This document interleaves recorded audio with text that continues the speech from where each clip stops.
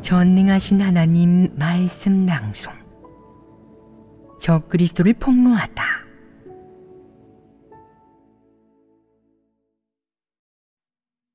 제7조 사악함과 음험함 그리고 간사함 1. 적그리스도의 사악함, 음험함, 간사함을 해부하다. 1. 긍정적인 사물과 진리를 적대시하고 증오하는 적그리스도를 해부하다. 적그리스도의 6번째 모습을 모두 해부하였다. 지금부터는 적그리스도의 7번째 모습인 사악함, 음험함, 간사함을 해부하겠다. 어떤 사람들은 말한다. 해부하고 폭로하려는 대상이 적그리스도인데 그들이 사악하고 음험하고 간사하다고 하는 것은 너무 가볍지 않나요? 사악한 성품이나 간사한 성품이 하나도 없는 사람이 어딨어요? 이런 폐괴 성품은 보통 사람들도 다 지니고 있는데 이런 식으로 폭로하고 해부하면 모든 사람이 적그리스도가 되지 않겠어요? 이렇게 생각하는 사람이 있지 않겠느냐? 정말 그런 사람이 있다면 이는 틀린 생각이다. 적그리스도의 사악함과 음험함, 간사함과 보통 사람의 이 몇 가지 측면의 폐괴 성품 표출은 차이가 있지 않겠느냐? 분명 차이가 있다. 그렇지 않다면 이 몇 가지 측면의 성품을 적그리스도의 모습에 포함시키지 않았을 것이다. 오늘은 우선 차이점에 대해 주로 교제한 다음 적그리스도의 사악함, 음험함, 간사함 등 몇 가지 성품의 실제 사례들과 구체적인 모습을 다뤄보도록 하겠다. 사악함, 음험함, 간사함이라는 이 몇몇 단어의 사전적 의미는 쉽게 이해할 수 있다. 여기에서의 어려움은 이 몇 가지 측면에서 적그리스도와 일반인이 보이는 모습의 본질적인 차이를 분별하고 왜 이런 폐괴 성품과 본질을 지닌 자들을 적그리스도라 규정하는지, 적그리스도와 폐괴된 보통 사람의 본질적인 차이는 어디에 있는지를 분별하는 데 있다. 먼저 적그리스도 부류의 사람은 대놓고 진리와 하나님을 적대한다. 그들은 선민을 두고 하나님과 다투고 지위, 사람의 마음을 두고 하나님과 다툰다. 더 나아가 하나님의 선민 가운데서 사람의 마음을 농락하고 사람을 미혹하고 마비시키는 일을 벌인다. 결론적으로 그들의 행동이 공개적이든 은밀하든 성질은 하나님을 적대한다는 것이다. 어째서 하나님을 적대한다고 하겠느냐? 그들은 하나님 말씀이 진리임을 분명히 알고 하나님임을 뻔히 알면서도 하나님에게 대항하려 하고 아무리 진리를 교제해도 받아들이지 않기 때문이다. 예를 들면 어떤 적그리스도가 사람들을 끌어들여 그의 말을 듣고 그를 따르도록 미혹하고 통제한다. 그런 다음 교회에서 각종 서적 혹은 자료를 빼돌려 독자적으로 교회를 세우고 독립왕국을 세운다. 그렇게 함으로써 적그리스도는 그를 추종하는 무리 속에서 그들의 숭배와 추종을 즐기려는 것이다. 그 후 그는 교회에 얹혀 살기 시작한다. 이런 행위는 선민을 두고 하나님과 다투는 것이 분명하다. 이것이 적그리스도의 특징 중 하나가 아니겠느냐. 이런 명확한 특징을 근거로 그를 적그리스도로 규정하는 게 억울한 일이겠느냐. 전혀 억울하지 않다. 너무나도 정확한 규정이다. 또 어떤 적그리스도는 교회 안에서 편을 갈라 교회를 무너뜨리기도 한다. 그는 교회에서 끊임없이 자신의 세력을 키우고 자신과 의견이 다른 이를 배척하며 그를 따르고 추종하는 사람만 곁에 두어서 독자적인 세력을 형성하여 모두가 그의 말을 따르게 만든다. 이는 독립왕국을 세우는 것이 아니겠느냐. 상부에 어떤 사역 지침이나 요구가 있든 그는 실행을 거부하고 독자적으로 그의 추종자를 이끌고 대놓고 상부에 대항한다. 예를 들어 하나님 집에서 실제적인 사역을 하지 못하는 리더 일꾼은 언제든 교체하라고 요구한다. 하지만 적그리스도가 생각하기에 일부 리더 일꾼은 비록 실제적인 사역은 못해도 그를 옹호하고 지지하는 자들이다. 그들은 그가 키운 사람이라 상부에서 그들을 교체하고 싶어도 적그리스도부터 교체하지 않는 이상 어림도 없다. 너희가 말해보아라. 이 교회는 적그리스도에게 통제되지 않았느냐?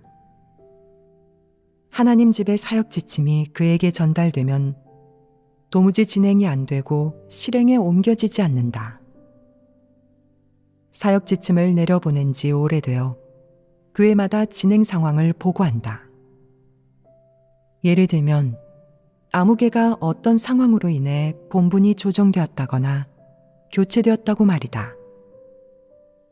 하지만 적그리스도는 항상 아무런 보고도 하지 않고 아무도 조정하지 않는다.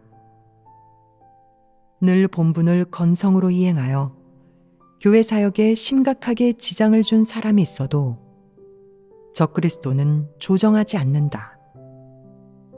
심지어 상부에서 직접 그 사람을 교체하라고 지시해도 오랫동안 감감무소식이다. 이는 문제가 있지 않으냐? 상부에서 사역 지침을 실행하라고 하거나 어떤 일을 물어봐도 그에게서 차단당해 교회 형제자매들은 아무것도 알지 못하고 어떤 소식도 들을 수 없다. 상부에게서 떨어져 나가 교회가 그 자에 의해 완전히 통제되는 것이다. 그가 이런 일을 하는 것은 어떤 성질이겠느냐? 이것은 적그리스도가 교회에서 권력을 잡은 것이다. 적그리스도가 교회에서 패거리를 만들어 독립왕국을 세우고 하나님 집에 대항하며 하나님의 선민을 해친다. 사람들이 모두 성령 역사를 잃어버리고 하나님의 함께함을 느끼지 못하며 아무런 평안과 기쁨도 없고 하나님에 대한 믿음을 잃어버리고 만다. 본분 이행에도 힘이 빠지고 심지어 소극적으로 변하고 타락하기까지 하니 사람의 생명이 제자리 걸음을 하게 된다. 이는 모두 적그리스도가 사람을 미혹하고 통제하여 초래되는 결과이다. 지금 중국의 모든 대교구가 거짓 리더, 적그리스도들을 폭로하고 교체하였는데 그중 일부는 실제적인 사역을 하지 않는 거짓 리더, 거짓 일꾼이었다. 그들에게는 모두 적그리스도의 모습과 성품이 있었지만 적그리스도에 이르지는 않아서 교체되는 것에 그쳤다. 그런데 어떤 사람은 전횡을 일삼으며 어떤 일이든 혼자 결정하고 사역 지침을 완전히 어기고 독자적으로 행동해서 적그리스도로 규정되고 출교되었다. 이렇게 거짓 리더, 적그리스도를 폭로하고 처리하는 것은 무척 잘한 일이다. 나는 이런 투서들을 보고 무척 기뻤다. 이는 일부 하나님 선민이 설교를 몇 년 들어서 진리를 어느 정도 깨달았다는 것을 의미하기 때문이다. 어째서 진리를 어느 정도 깨달았다고 하겠느냐? 그들이 이런 설교를 듣고 난 뒤 삶 속에서 일이 일어났을 때 비춰보고 적용할 줄 알게 되었기 때문이다. 이런 진리를 듣고 나서 처음에는 그리 잘 깨닫지는 못할 수도 있지만 나중에는 사람과 일에 대한 분별이 생겨서 전행을 일삼는 사람, 실제적인 사역을 하지 않는 사람, 실제적인 문제를 해결하지 못하는 사람, 본분이행에 건성으로 임하고 부담을 갖지 않는 사람, 책임감이 없는 사람에 대해 마음속에 판단의 원칙과 기준이 생긴 것이다. 이는 성장한 게 아니겠느냐. 이것이 바로 성장한 것이다. 분량이 생겼다고까지는 할 수 없고 진리를 어느 정도 깨달은 것이다. 하나님의 선민이 거짓 리더, 적그리스도, 실제적인 사역을 하지 않는 자, 사역을 감당하지 못하는 자를 조금이나마 분별하게 된 것은 좋은 일이 아니냐. 이는 좋은 일이다.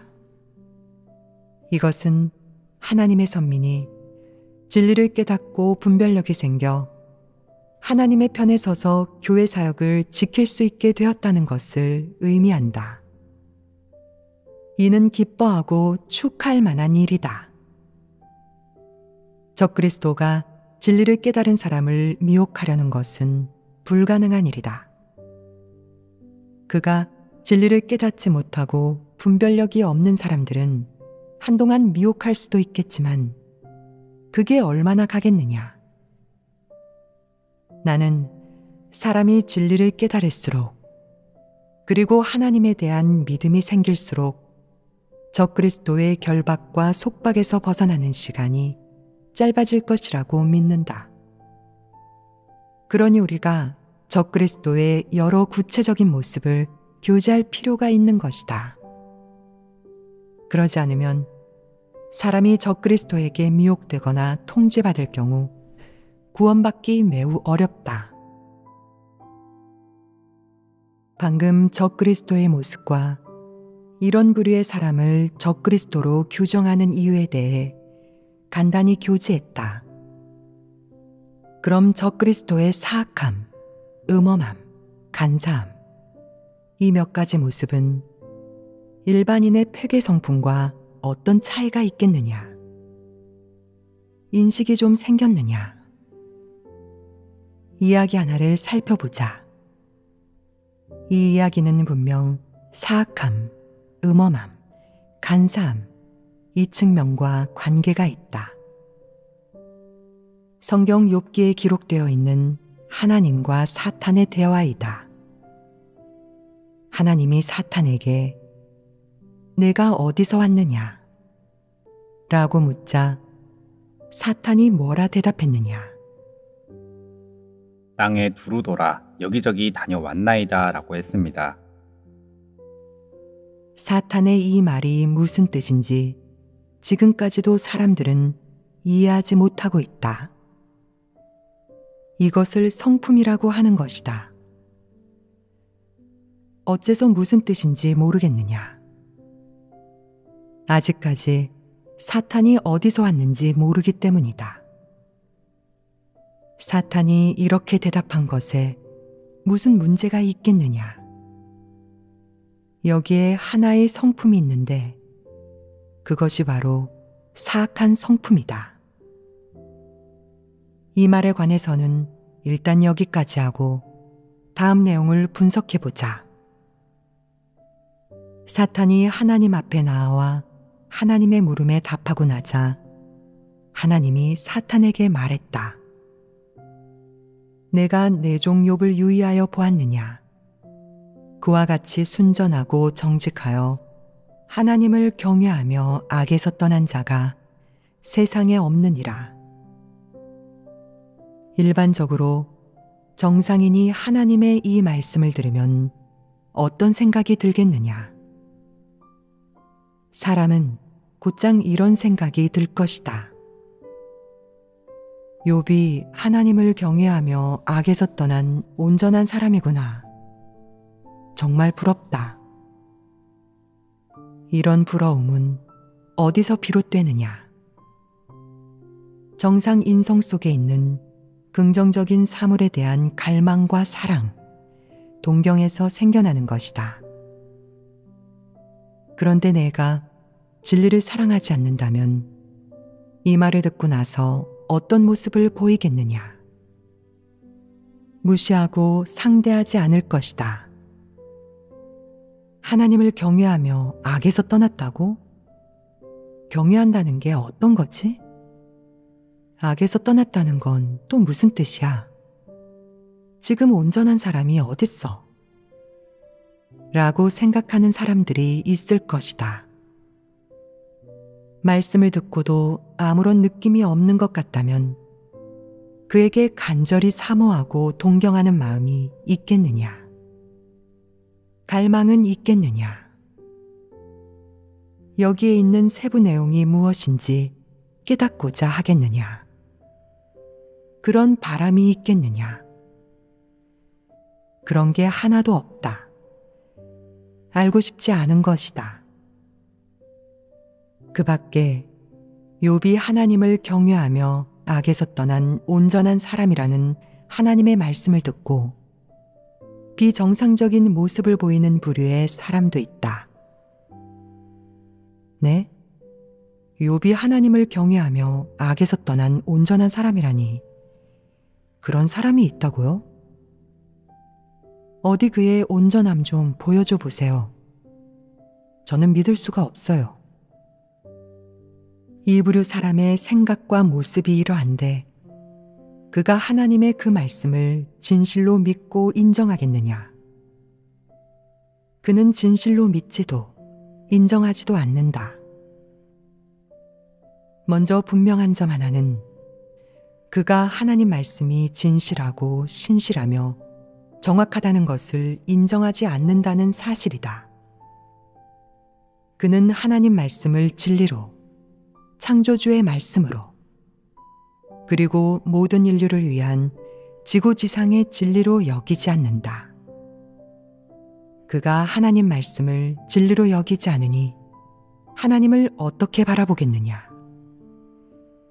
그가 하나님 말씀을 부인하는데 설마 하나님을 하나님으로 인정할 수 있겠느냐? 분명 인정하지 않을 것이다. 그가 하나님의 말씀, 하나님의 관점, 하나님의 표현 방식을 부인하기 때문이다. 그 말인즉슨 그가 하나님의 존재를 부인하고 하나님이 모든 긍정적인 사물의 실제라는 사실을 부인한다는 말이다. 이 점 하나는 확실하다. 또 한 가지 있다. 이 부류의 사람이 하나님이 선포한 진리를 대하고 긍정적인 사물과 부정적인 사물을 대하는 태도, 그리고 그의 태도 이면의 성품은 과연 무엇이겠느냐? 그들은 욥을 어떻게 보겠느냐? 그럴 리가. 이 세상에 그런 사람이 있다고? 그건 다 역사적 유물이지. 그런 사람은 이 세상에 살아있으면 안 돼. 오직 간악하고 사악한 사람만이 살아가야 해. 욥 같은 사람은 죽어야지 살아있으면 안 된다고. 이것은 어떤 성품이냐? 이것이 바로 사탄의 사악함이다. 현재의 인류 중에는 사탄의 사악한 성품과 똑같은 성품을 가진 사람이 있지 않느냐. 욥은 하나님을 경외하며 악에서 떠난 온전한 사람이다. 라는 하나님의 말씀을 들었을 때 어떤 사람들이 속으로 불복하고 불평하고 반감과 혐오감을 느끼고 심지어 마음속에 저주까지 생기겠느냐. 이런 것들이 생기는 사람을 사탄의 부류라고 할 수 있지 않겠느냐. 그럴 수 있습니다. 그럼 이들을 적그리스도로 규정하는 것이 지나치냐. 하나님이 분명하고 엄정하게 욥은 하나님을 경외하며 악에서 떠난 온전한 사람이다 라고 사탄에게 말했을 때 사탄은 어떤 태도를 취했느냐? 사탄은 이 사실을 의심했다. 한편으로는 사탄은 욥이 그런 사람이라는 것을 의심하며 불가능하다고 생각했다. 왜냐하면 사탄이 사악하고 사탄은 모든 것이 사악하다고 믿기 때문이다. 사탄은 인류 가운데 그토록 아름답고 진정으로 하나님이 보기에 온전한 사람이 있다는 것을 믿지 않았고 이 사실을 믿지 않았다. 다른 한편으로는 욥이 이토록 좋은 사람인 것을 하나님이 알았을 때 사탄에게 어떤 마음이 들었겠느냐? 먼저 가장 약하게는 질투다. 어떻게 온전한 사람이 있을 수 있지? 내가 모든 인류를 폐괴시켜 놓았을 텐데. 사람은 모두 나처럼 하나님을 배반했는데 어떻게 하나님을 따를 수 있지? 사람의 말로 번역하면 이런 마음이다. 사탄은 그것이 불가능하다고 생각했다. 이 불가능에는 두 가지 요소가 있다. 하나는 욥이 존재하지 않기를 바라는 것이었고, 다른 하나는 그가 존재하더라도 그를 멸해버리겠다는 것이었다. 이것이 사탄의 사악함 아니겠느냐? 이것이 사탄의 사악함이다. 사탄은 진정으로 좋은 사람, 하나님을 경외하며 악에서 떠난 사람이 하나님 앞에 나아가길 바라지 않았고, 욥과 같은 사람이 이 세상에 살아있는 것을 바라지 않았으며, 그런 사람이 존재하는 것을 바라지 않았고, 그런 사람이 생기는 것은 더더욱 바라지 않았다. 이것이 바로 사탄의 사악함이다. 사탄의 사악함의 근원이 무엇이냐? 사탄의 성품 본질이 사악하다는 것이다. 또 사탄은 모든 긍정적인 사물을 적대시한다. 여기서 모든 긍정적인 사물에는 무엇이 포함되겠느냐? 하나님을 경외하며 악에서 떠날 수 있는 온전한 사람이 포함된다. 사탄이 욥을 적대시하는 것은 곧 하나님을 적대시하는 것이 아니겠느냐? 사실상 그런 것이다. 사탄이 욥을 적대시한 동시에 하나님도 미워한 것이다. 사탄은 아무도 하나님을 경배하지 않길 바랐다. 이것이 사탄에게 가장 기쁜 일이자 가장 큰 바람이었다. 그런데 지금의 이 모든 사실은 사탄이 바라고 기대하며 염원했던 것과 정반대인 것이다. 이토록 좋은 일이 사탄의 눈앞에서 벌어지자 사탄의 사악함과 흉악함으로 인해 하나님과의 대화가 또 한 번 전개된다. 그것은 사탄이 하나님과 나눈 다음의 대화인데 원문을 아는 사람이 있느냐? 욥이 어찌 까닭없이 하나님을 경외하리이까입니다. 사탄은 직접적으로 말하지 않았다.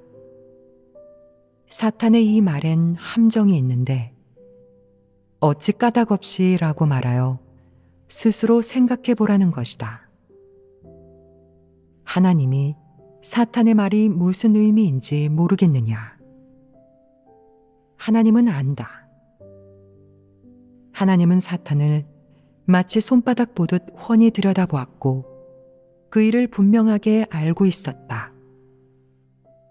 사탄이 어찌 까닭없이 라고 하자마자 하나님은 사탄이 뭘 하려는지 알아차렸다. 하나님은 사탄이 뭔가를 하려는 것을 보고 기회가 왔음을, 사탄을 이용해 욥에게 시련을 줄 기회가 왔음을 알았다. 그렇다면 누가 지혜로우냐? 하나님이십니다. 사탄은 모른다. 그저 욥을 건들지 말라고 하시지 않았나? 지금은 또 갑자기 허락하시는구나. 라고 생각했을 뿐이다. 이야기는 여기까지다. 그 다음에 어떤 일이 일어났는지는 다들 대략적으로 알고 있을 것이다. 그럼 이제 이 말을 한 사탄의 모습과 성품, 그리고 이 말을 하는 동기와 속셈이 과연 무엇인지 해부해보자. 먼저 사탄은 하나님이 하는 말씀을 믿지 않았다. 즉, 하나님 말씀의 내용과 사실에 대해 사탄은 의심하는 태도를 취한 것이다. 의심하는 동시에 어떤 방식을 통해 부인하고자 하면서도 대놓고 부인하지는 못했다. 사탄의 사악함이 어디에 있느냐? 더 간사한 방식을 취하면서 속으로 이렇게 말한 것이다. 나는 직접적으로 당신을 부인하지 않겠습니다. 내가 욥을 해하도록 당신이 허락하게 한 다음 그가 당신을 부인하도록 할 겁니다. 결과적으로 그렇게 된다면 더 바랄 게 없죠. 그럼 하나님이 실패하지 않겠습니까? 사탄의 목적이 바로 이것이다. 사탄과 하나님의 대화, 그리고 그의 생각에서 사탄이 표출한 성품은 무엇이냐? 사악함이 분명하다. 사탄의 이런 사악함과 보통의 폐괴된 인류의 사악함에는 어떤 차이가 있느냐? 여기에서 사탄은 어떤 역할을 했느냐? 사탄은 직접 욥을 찾아가 하나님을 부인하라고 하지 않았다. 만약 욥이 사탄을 반격한다면 사탄은 창피만 당할 것이기 때문에 그렇게 하지 않았다. 그럼 사탄이 어떻게 했느냐? 사탄이 이런 일을 하게 된 동기와 이런 일을 한 수단과 수법은 무엇이었느냐? 자기 손에 피를 묻히지 않는 것입니다. 너는 사탄을 너무 쉽게 봤다. 사탄의 사악함은 사람이 짐작할 수 없다. 인간 세상에서 모든 정의롭고 아름다운 긍정적인 사물은 사탄이 볼 때 아름답지 않다. 사탄은 이를 전부 사악하고 더러운 것으로 바꾸려 한다. 사탄과 폐괴된 인류의 가장 큰 차이점이 무엇이냐? 가장 큰 차이점은 하나님이 진리이고 하나님께 지혜와 권병이 있고 하나님이 모든 긍정적인 사물의 근원임을 뻔히 알면서도 사탄은 그 모든 것을 인정하지 않고 오히려 반감, 혐오, 증오를 품고 심지어 이 모든 것을 저주한다는 것이다. 반면 폐괴된 인류는 항상 사탄에게 미혹되어 무엇이 긍정적인 사물인지, 무엇이 정의인지 모르고 무엇이 진리이고 하나님의 요구인지는 더더욱 모른다는 것이다. 비록 폐괴 성품을 약간 표출하기도 하지만 이런 사악하고 간사한 폐괴 성품은 사람이 어리석고 무지하며 진리를 깨닫지 못하고 무감각하며 기망과 우롱을 받는 상태에서 표출된다. 하지만 사탄은 뻔히 알면서도 일부러 잘못을 저지른다. 어째서 그것을 사탄이라고 부르겠느냐? 사탄은 하나님이 영계와 우주 전체에서 행하는 모든 것을 볼 수 있고 이 모든 것을 목격하면서도 여전히 하나님의 존재를 부인하고 하나님이 진리이며 전 인류의 주재자라는 사실을 부인하기 때문이다. 하나님을 따르는 사람이 얼마든, 하나님이 얼마나 큰 사역을 하든, 하나님이 얼마나 큰 권병을 펼치든, 하나님이 얼마나 전능하든, 사탄은 여전히 이 모든 것을 부인한다. 또한 창피한 줄도 모르고 염치 없이 인류를 마비시키고 기만하고 폐괴시키며 온갖 방식으로 미혹하여 자기를 따르게 한다. 방금 얘기한 사탄의 사악함의 주된 모습이 무엇이었느냐? 사탄이 오로지 하나님에게 맞서기만 한다는 것이다. 사탄은 하나님이 아무리 옳은 말을 해도 인정하지 않는다. 사탄은 이것이 긍정적인 사물이고 진리라는 사실을 인정하지 않고 사실을 왜곡한다.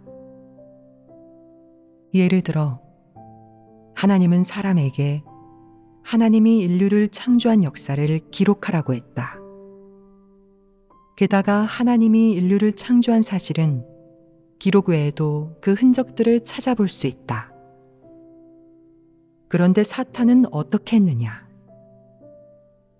사탄은 유인원이 변하여 사람이 되었다는 다윈의 진화론을 지어내었고, 유인원이 사족보행에서 점점 두 발로 직립보행하는 사람으로 변해가는 그림까지 그려놓았다. 사탄이 이런 엉터리 이론을 지어낸 결과 현재 진화론을 부인하는 사람들도 있긴 하지만 여전히 많은 사람은 인간이 하나님에게서 비롯되었다는 사실을 믿지 않는다.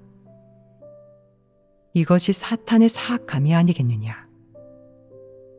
이것이 바로 사탄의 사악함이다. 사탄은 하나님이 얼마나 큰 사역을 하였는지 두 눈으로 직접 보았으면서도 하나님을 끝까지 적대하고 대항하려 한다. 하루라도 하나님이 사탄을 멸하지 않고 해결하지 않으면 사탄은 계속해서 하나님에게 대항할 것이다. 이것이 바로 사탄의 사악한 점이다. 그 근원은 사탄의 본질이 사악하다는 데에 있다. 욥기에 나오는 사탄과 하나님의 이 대화에서 사탄의 모습이 적그리스도의 모습과 관련이 없느냐? 어떻게 관련되느냐? 왜 이 대화를 다루겠느냐? 적그리스도의 사악함, 음험함, 간사함은 모두가 늘 접하는 주제이자 사람이 자주 보게 되는 실제의 모습이다. 그렇다면 왜 적그리스도의 이런 모습을 일례로 따로 끄집어내 해부하겠느냐? 방금 말한 사탄의 사악함은 사탄이 오로지 하나님에게 맞서기만 한다는 것이었다. 그렇다면 적그리스도 또한 이렇게 하지 않겠느냐?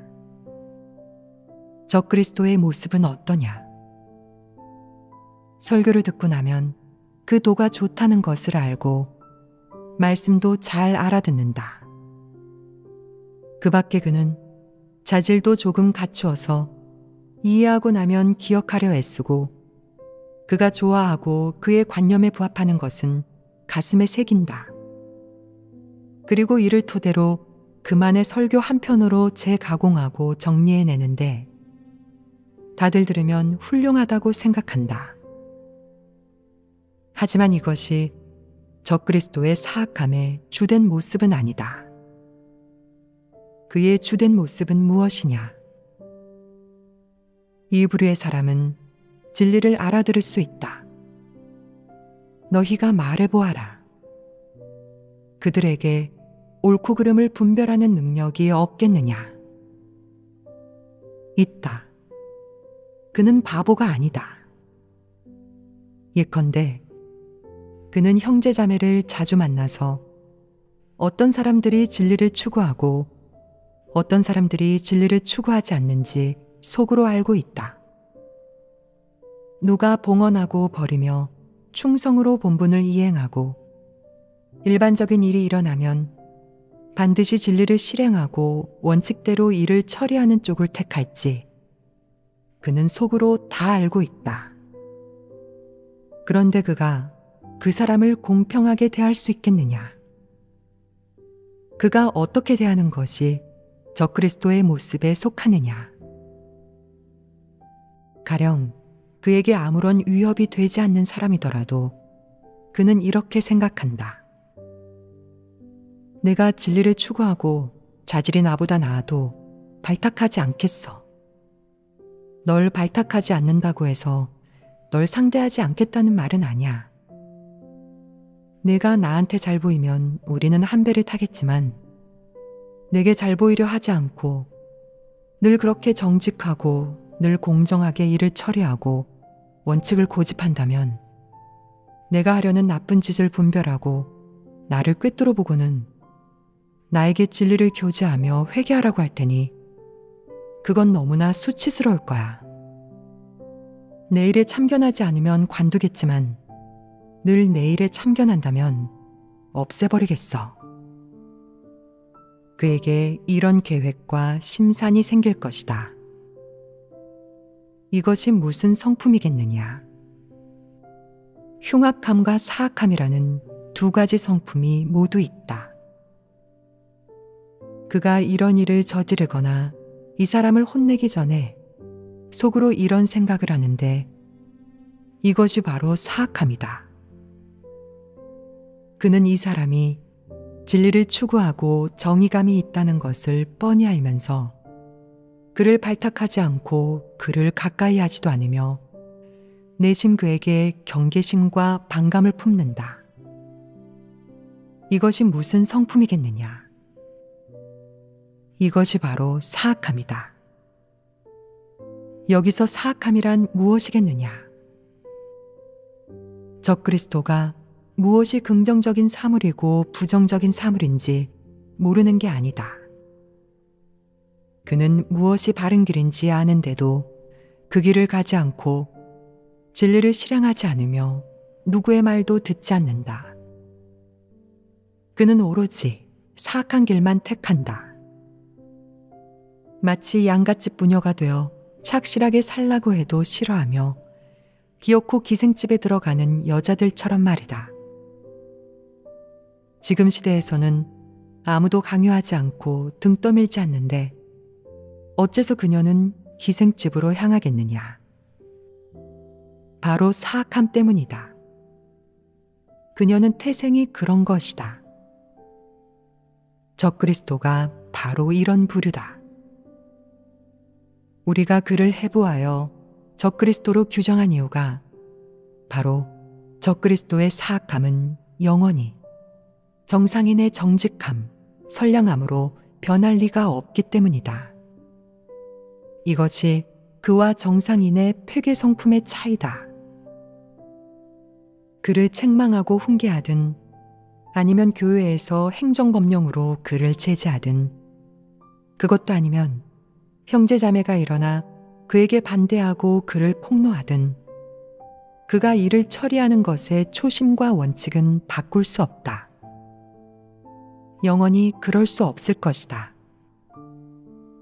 아무도 그를 바꿀 수 없고 아무도 그가 그의 관점과 처신의 원칙을 포기하도록 그의 마음을 움직일 수 없다. 너는 그를 바꿀 수 없다. 이게 바로 적그리스도다. 너는 적그리스도가 사악해서 무엇이 좋고 나쁜지 모른다고 생각하느냐? 그도 알고 있다. 그가 상부에 문제를 보고하거나 사역 상황을 보고할 때 그가 쓴 글이 워낙 그럴싸해서 내가 보면 이 사람의 자질이 뛰어나 보일 것이다. 그런데 결국 실제로 알아보면 그가 사역을 하면서 언제나 사역 지침을 어긴 데다가 진리를 추구하는 사람을 억압하기까지 해서 교회 사역을 교란한 적그리스도라는 것을 알게 된다. 우리 교회 홈페이지에는 적그리스도들이 남긴 댓글들이 있는데 그들의 배경과 정체를 모르는 상황에서 댓글만 보면 유창한 표현과 일목요연한 내용에 필력도 좋아 그의 자질이 뛰어나 보인다. 하지만 알고 보면 그는 수없이 악행을 저질러 3년 전 교회에서 출교당한 적그리스도다. 그들이 하나님 집 홈페이지에 줄기차게 댓글을 남긴 것은 상부의 관심을 끌어 그들이 잘 발탁되고 만회할 기회를 얻고자 했던 것이었다. 바로 그런 것이다. 너희가 말해보아라. 적그리스도가 복을 받고자 하지 않겠느냐? 너무나도 받고 싶어 한다. 그는 죽음과 멸망을 두려워한다.